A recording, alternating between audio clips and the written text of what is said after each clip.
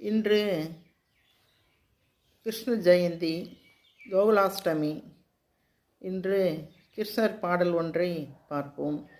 கேட்டதும் கொடுப்பவனே கிருஷ்ணா கிருஷ்ணா, கீதையின் நாயகனே கிருஷ்ணா கிருஷ்ணா.